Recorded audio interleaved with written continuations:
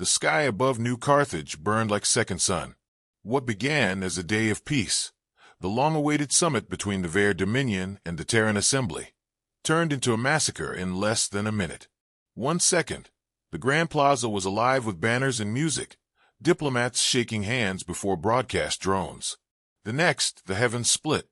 3 Veyr warships decloaked in low orbit, their hulls glowing red from the friction of atmospheric entry.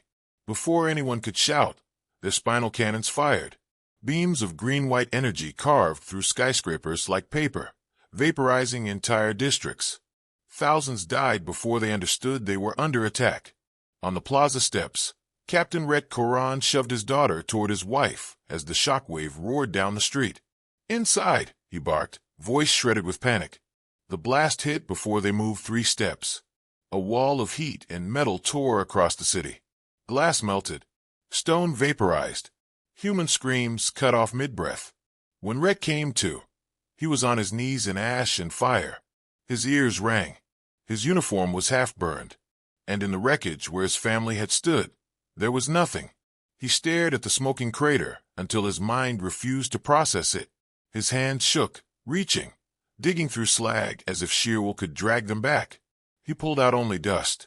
Above, the Dominion's fleet hovered, expressionless, weapons still glowing. A booming voice echoed from orbital speakers, translated for all survivors. Humanity will kneel or perish. This is your first lesson. The Veyr warlord had made his declaration, not with treaties, but with fire. Hours later, in the ruins of New Carthage, Rhett stood among survivors huddled in shadows. Children with blistered faces, mothers clawing through rubble, soldiers cradling rifles with trembling hands. They all looked at him, not because of rank. He had resigned from Earth's Navy years ago to govern this colony, but because grief hardened into fury on his face. He spat blood into the dirt, straightened, and forced himself to speak. "They think we'll break." His voice cracked but carried. "They think humanity is weak, that we'll beg for mercy." No one moved. Silence stretched. The distant fires roared like an unholy choir. Rhett raised his blackened fist. "Look around you. Do you see mercy? Do you see surrender? I see graves. I see ash. And I swear to you, the Veyr will pay for every inch of it." A murmur spread, sharp as a knife being drawn. He pointed toward the sky, where the Dominion ships still glowed, like malignant stars. They wanted war. Then war is what they'll get. Not the kind they imagine. Not clean. Not noble. We'll make their stars bleed. We'll show them what it means to fight humanity. For the first time since the massacre, the survivors stirred with something beyond fear, rage. Far above, in the Veyr flagship Karatha's Fong, High Warlord Zyther reclined his throne of black alloy, his scaled face twisted into what passed for amusement among his kind. The reports pleased him, casualties high, resistance scattered. Earth's colonies were fragile creatures. He had culled one to remind them of their station. An aide approached, bowing low. "Warlord, some humans survived the purge. Should we finish them?" Zyther waved one clawed hand. "Let them crawl. The weak must be left to suffer. Fear is more valuable than ash." His yellow eyes narrowed toward the smoking planet. "They amuse me, these Terrans. Always speaking of pride, of freedom. But in the end, they are primitives playing at civilization. We will strip them, break them, fold them into proper servitude." He leaned forward, talons clicking on the throne's armrest. "Let them stew in their grief. When they rise again, it will be to kneel." Rhett Korran heard none of this. He stood in the shadow of the ruined governor's spire, staring at the fireline. His body ached. His heart was hollow. But beneath the emptiness, something darker stirred. He remembered his daughter's laugh that morning, bright, defiant. He remembered his wife's steady hand squeezing his shoulder as the summit began. He remembered how, for the briefest moment, he had believed peace was possible. The Veyr had taken that from him. From all of them. He would never see peace again. One of the soldiers, blood down his cheek, rifle clutched like a lifeline, spoke quietly. "Governor, what do we do now?" Rhett looked at him, and then at the dozens listening. His answer came like steel. "We stop being prey. By nightfall, Makeshift camps lined the ruins. Survivors sharpened scavenged blades, patched rifles, and scavenged food. The air stank of smoke and burnt metal, but a current of determination thrummed through the broken colony. Rhett walked among them, no longer governor, no longer civilian. The people had already chosen what he was now, a leader of vengeance. He stopped at the edge of the plaza, the same plaza where his family had been erased. He let the silence stretch, feeling the weight of his vow. Then he whispered, low but certain, "War it is." And for the first time since the galaxy had declared humanity weak, the Earth itself seemed to grin. The ruins of New Carthage became more than a graveyard. They became a forge. Within days, smoke-stained engineers dragged gutted mining rigs into workshops. Farmers bolted weapon mounts to their harvesters. Old freighters were stripped, plated with scavenged steel, fitted with missile racks built from fuel pipes and fertilizer drums. Every survivor carried the same thought. If we are to die, we will take them with us. Captain Rhett Korran stood in the command bunker that had once been a museum. Holomaps flickered on cracked walls, showing Dominion patrol routes, relay stations, fuel depots. To the untrained eye, it was chaos. To Rhett, it was an opportunity. "We don't match them ship for ship," he said, voice steady. "So we don't fight like them.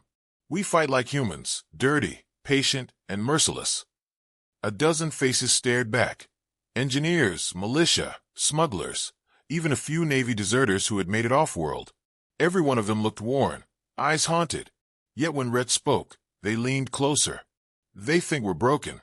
That arrogance is their weakness. We'll cut supply lines, jam their comms, bleed them before they realize this isn't war to us, it's vengeance." A young mechanic raised his hand, hesitant. "Governor, sir, what about Earth?" "The Assembly." Rhett's jaw tightened. "By the time politicians decide whether to fight, we'll already be fighting. Let Earth debate. We'll draw first blood." High Warlord Zyther Koroth lounged in his throne aboard Korotha's farm, watching streams of data projected by his aides. Reports of sporadic resistance reached him daily. Miners refusing to yield, smugglers ambushing patrols, colonies erupting into riots. It amused him more than concerned him. "Let them gnash their teeth," he said, claws tapping. "Primitive flailing will not slow the Dominion." His advisors bowed, though unease rippled through them. None dared suggest that perhaps humans were not so easily crushed. 2 weeks later, the Veyr learned what flailing meant. In the shadow of the red giant star Cavis, a Dominion patrol squadron drifted in lazy formation. 3 cruisers, sleek and invulnerable, or so they believed. Unseen, an old Terran freighter crept along the star's corona, its hull scorched nearly black from the heat. Inside, a crew of volunteers sat in silence, faces pale from radiation exposure. One whispered, "Think this'll work?" Rhett, patched into their comm, answered flatly, "It will, or none of us will live to regret it." The freighter released its cargo, 12 asteroids, each drilled out and packed with fusion charges stolen from mining colonies. Gravity slingshot them straight into the patrol's path. By the time the cruisers detected the threat, it was too late. The first asteroid struck a shield at near-relativistic speed, detonating the fusion core in a blinding flare. Shields collapsed instantly. The other rocks smashed through hulls, igniting reactors, tearing ships apart. From New Carthage, survivors watched the transmission. 3 Dominion warships gone, destroyed by what the galaxy dismissed as primitive tools. The news spread faster than fire. Across the galaxy, species whispered, "The humans fight like no one else." Rhett stood before the survivors in the bunker, his voice cutting through the stunned silence. "They expected fear. We gave them fire. This is only the beginning." For the first time, cheers erupted. Not desperate, but fierce, an oath made flesh. In the Dominion Senate, Warlord Zyther received a report with narrowed eyes. 3 ships destroyed. The aide stammered. "No survivors." Zyther's talons scraped his throne. "By what fleet?" "Not a fleet, my lord. A single freighter. Civilian class. Modified." For the first time, silence filled the chamber. Zyther rose slowly, the scales along his spine bristling. "Are you suggesting prey-destroyed hunters?" The aide swallowed. Yes, warlord. Zyther's snarl shook the hall. Then we will burn 100 colonies for every ship they touch. I will show this species what it means to defy the Dominion. But in his chest, a shadow of unease coiled. That unease spread further when the ambushes multiplied. Human raiders struck fuel convoys, turning Dominion haulers into floating fireballs. Hackers slipped viruses into Veyr comms, broadcasting human laughter across entire fleets before their systems crashed. A militia group on Europa collapsed a moon mine onto an occupied garrison, burying thousands of alien soldiers alive. Every attack was different, every strike unexpected. No pattern to exploit, no doctrine to counter. Rhett orchestrated it all, sending coded orders through old smuggler channels and mining relays. Each victory came at a cost. Lives spent like coin, but humanity had accepted the price. When questioned about the losses, Rhett gave the same answer. The dead have already chosen. They've bought us time. Spend it well. One night, alone in the bunker, Rhett replayed a private recording. His daughter's laugh, captured on an old hollow toy. Just seconds of sound, looped endlessly. It was a knife that cut him open every time. Yet he let it play, because it kept the fire alive. The Dominion thought humanity feared death. They did not understand. Humanity feared silence. Empty skies where voices like hers were erased. That Rhett swore would never happen. Weeks later, as Dominion fleets struggled to maintain order, Rhett gathered his commanders. We've bloodied them. Now we break them. A map flared to life. At its center, the Dominion's forward shipyard in the Felspa system, where new dreadnoughts waited for launch. They believe it untouchable, guarded by fleets, hidden by nebulous storms. But we won't storm it. We'll steal it. Gasps filled the chamber. Rhett's eyes burned like coals. Operation Black Dawn begins. We take one of their own weapons, turn it against them, and remind the galaxy that humanity doesn't fight fair. No one spoke. The room was silent, heavy with the weight of what was coming.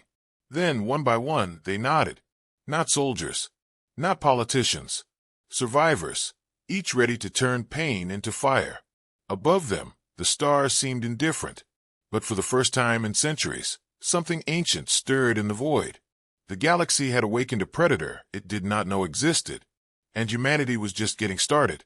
The Dominion believed terror was a weapon only they could wield. They had no word for what came next. Humanity lit the galaxy on fire. The raids that began as scattered strikes grew into a storm. In the Orion corridor, Dominion freighters carrying fuel for dreadnought fleets vanished, captured, stripped, and sent back with hulls packed full of explosives. Over Dreezer 3, Veyr soldiers discovered their barracks poisoned when a human team slipped radiation cores into the air systems. And in the nebula of Eridani, Dominion warships fell silent one by one. Their targeting systems replaced mid-battle with human broadcasts. Grainy footage of burning New Carthage, followed by Rhett Korran's voice. You started this. We will finish it. In the bunker, Rhett studied incoming reports. Every victory carried names of the dead. He wrote them down by hand in a battered notebook, his personal ledger of sacrifice. One night, Commander Lyra, his second-in-command, scarred from the first massacre, found him hunched over the book. You can't carry them all, she said quietly. Rhett's eyes never left the page. I have to. The Veyr took my family in seconds. Every name I write is another reason they'll burn. She touched the edge of the notebook. Then promise me one thing. When this is over, if it ever ends, you'll let yourself live again. Rhett closed the book slowly. His voice was steady, almost calm. When it ends, I'll live for them.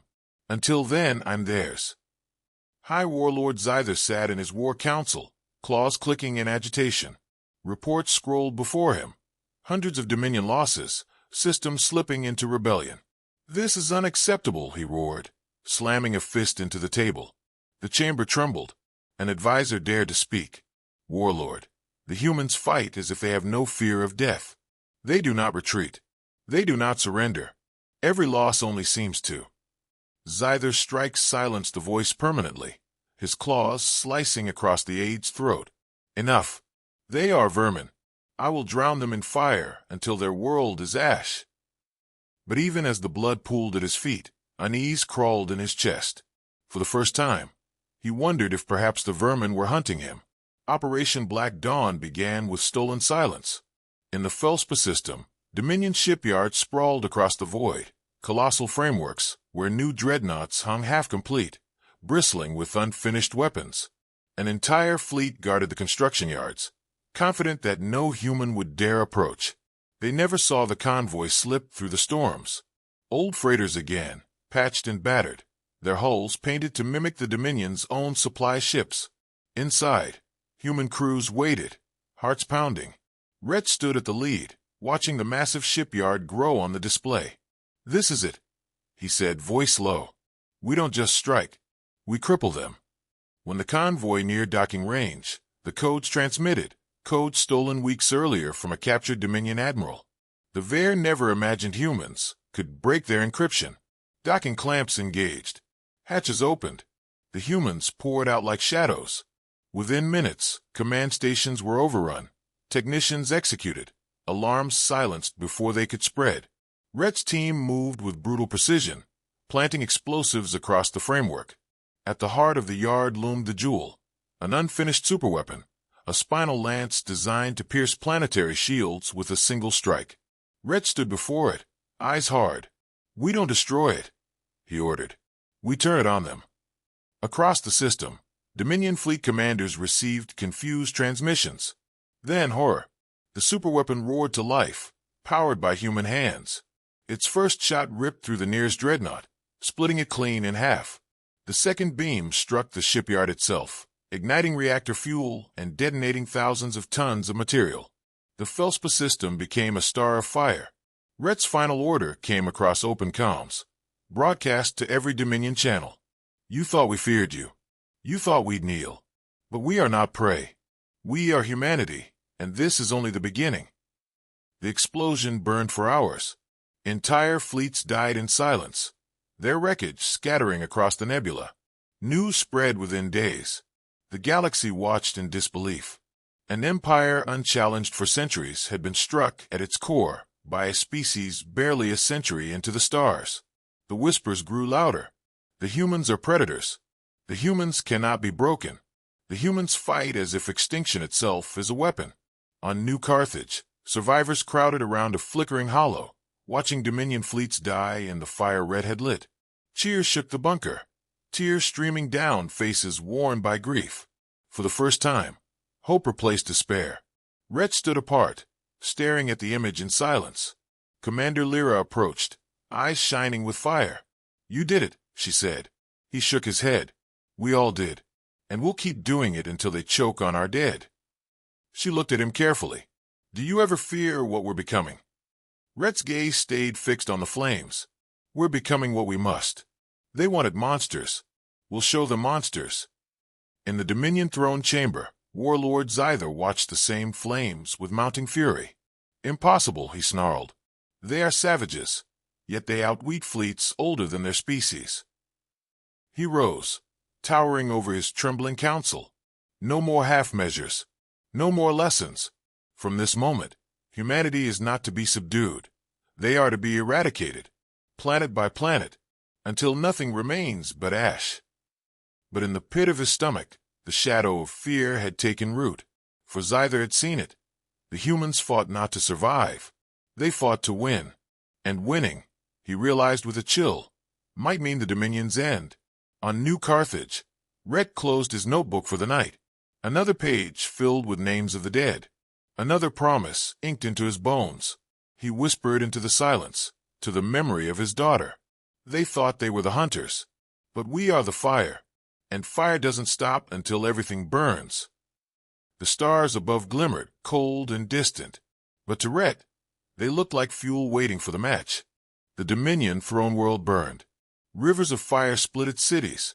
Towers collapsed into clouds of glass and ash.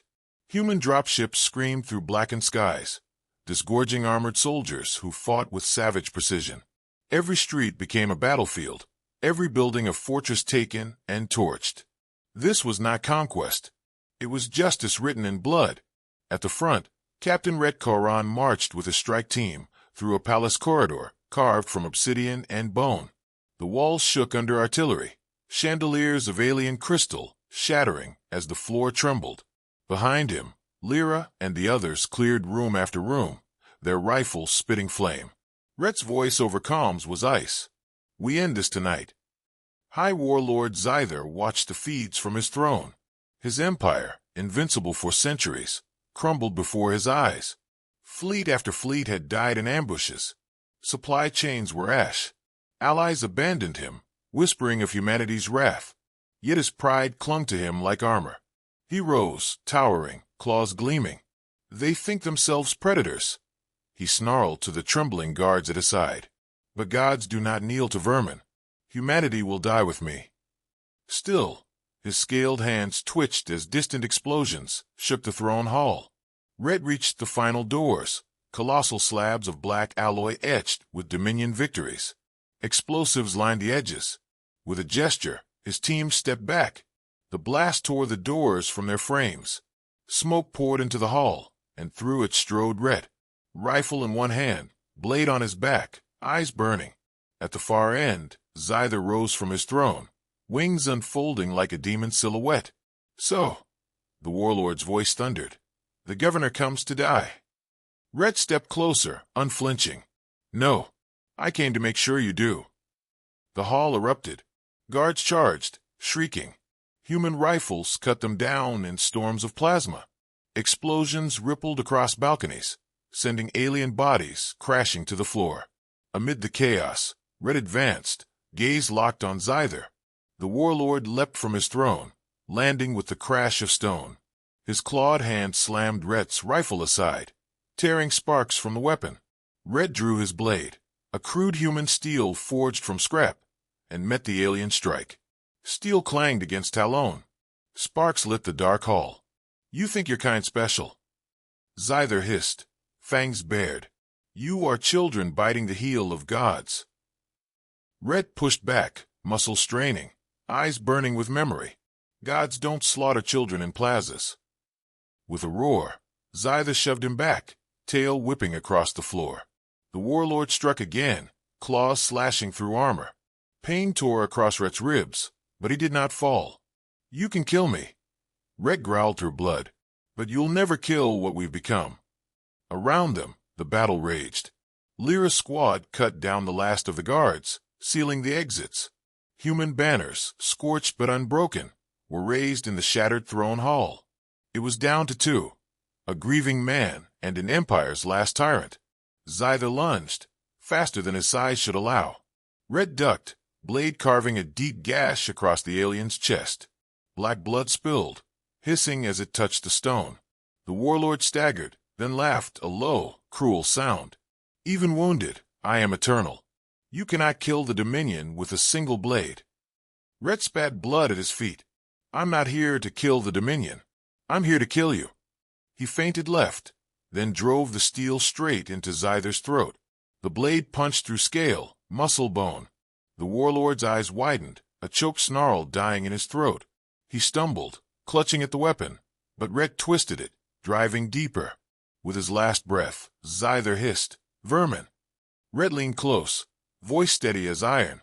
"No, humanity." Then he tore the blade free. The warlord collapsed on the obsidian floor. His blood spread in dark rivers, pooling beneath the throne that had ruled galaxies. The chamber fell silent except for the crackle of fire and the distant thunder of war outside.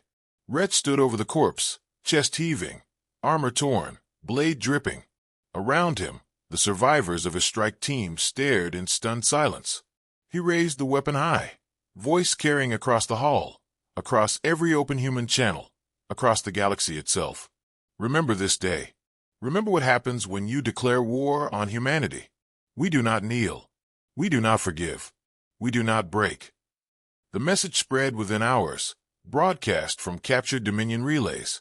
Across the stars, trillions watched as the warlord's corpse lay broken at Rhett's feet.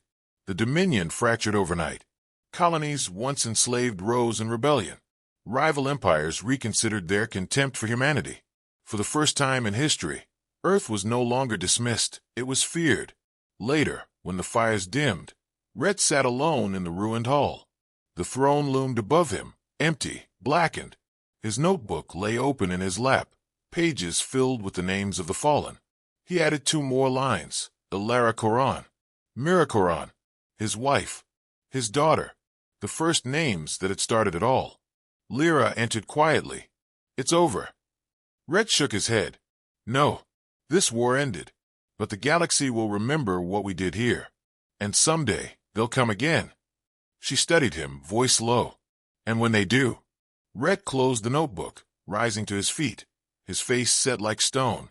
"Then we remind them, we are humanity, and we grin when the stars declare war." Outside, the galaxy turned. Empires trembled. New threats sharpened their claws. But among the ashes of the Dominion, a legacy had been written in fire. Do not underestimate Earth, for humanity had shown its truth. It was not prey. It was the predator waiting in the dark. And when provoked, it did not stop until the universe itself remembered its name.